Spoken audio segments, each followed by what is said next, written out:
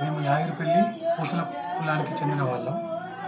మా అమ్మాయి గుడ్ల సౌమ్య 2022 ఆగస్టులో ఎంఎస్ చేయడానికి ఫ్లోరిడా అట్లాంటిక్ యూనివర్సిటీ అమెరికాకు వెళ్ళింది. అక్కడ ఎంఎస్ కంప్లీట్ చేసింది.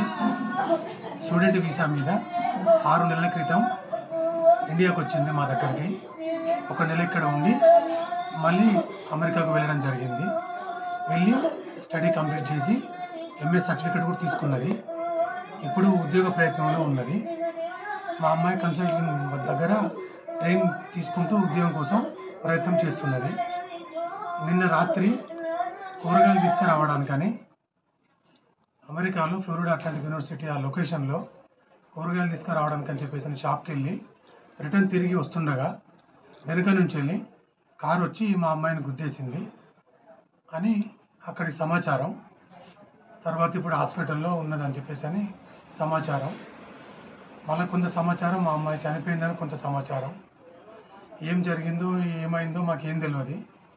కాబట్టి దయచేసి ఇండియన్ ఎంబసీ గవర్నమెంటు మా అమ్మాయిని త్వరగా మా దగ్గరికి పంపించాలని మేము చాలా బాధతో, ఆవేదనతో, ఆక్రోధంతో వేడుకుంటున్నాము.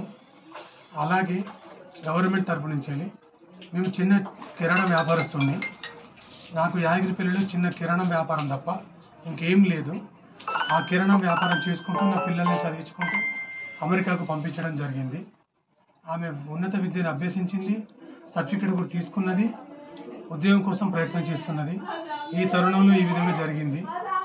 నా భార్య, నేను, నా కొడుకు చాలా శోక సముద్రంలో మునిగిపోయినాం. నాకు తగిన న్యాయం చేయగలరని ప్రభుత్వాన్ని వేడుకుంటున్నా. అలాగే తొందరగా మా అమ్మాయిని మాకు అప్పచెప్పగలరని ఈ గవర్నమెంట్ని మీడియా ద్వారా వేడుకుంటున్నా.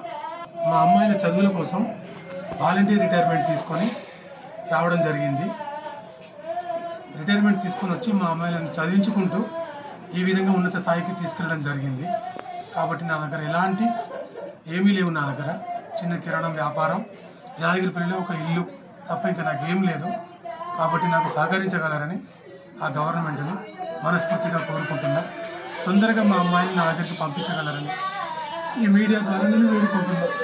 మరిన్ని వీడియోస్ కోసం ఛానల్ ని సబ్స్క్రైబ్ చేయండి. లేటెస్ట్ అప్డేట్స్ కోసం వాట్సాప్ ఛానల్ ని ఫాలో చేయండి. అండ్ లింక్ డిస్క్రిప్షన్ లో ఉంది.